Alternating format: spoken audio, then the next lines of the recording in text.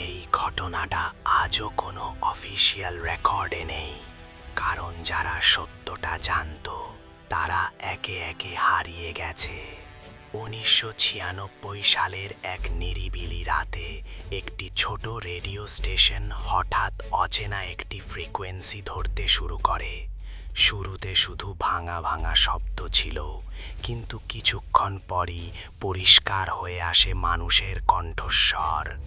সমস্যা ছিল একটাই, ওরা এমন ভাষায় কথা বলছিল যেটা পৃথিবীর কোনো ভাষা না।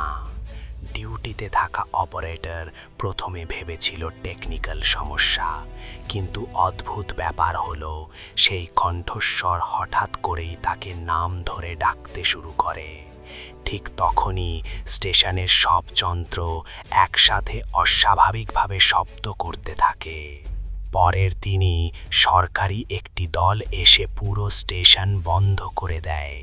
সব রেকর্ড, সব টেপ, সব ডেটা মুছে ফেলা হয়। বলা হয় এটা ছিল ভুল সিগন্যাল। কিন্তু সেই রাতের পর শহরের 7 জন মানুষ নিখোঁজ হয়ে যায়। তাদের ঘরে পাওয়া যায় শুধু একটা পুরনো অডিও টেপ। প্লে করলে শোনা যায় একটাই লাইন, তারা আমাদের ভিতর থেকে শুনছে। এরপরই গোপন নথিতে ফাঁস হয় ভয়ঙ্কর তথ্য।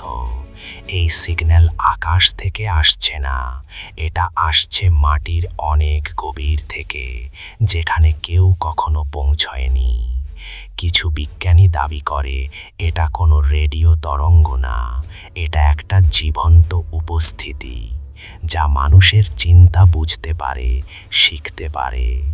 আর সবচেয়ে ভয়ঙ্কর কথা হলো এটা এখন থেমে নেই। পৃথিবীর বিভিন্ন জায়গায় একই ফ্রিকোয়েন্সি আবার ধরা পড়ছে। আজও রাতে কোনো পুরনো রেডিও অন করলে কখনো কখনো সেই শব্দ ভেসে আসে। আর যারা শোনে তারা আর আগের মতো থাকে না।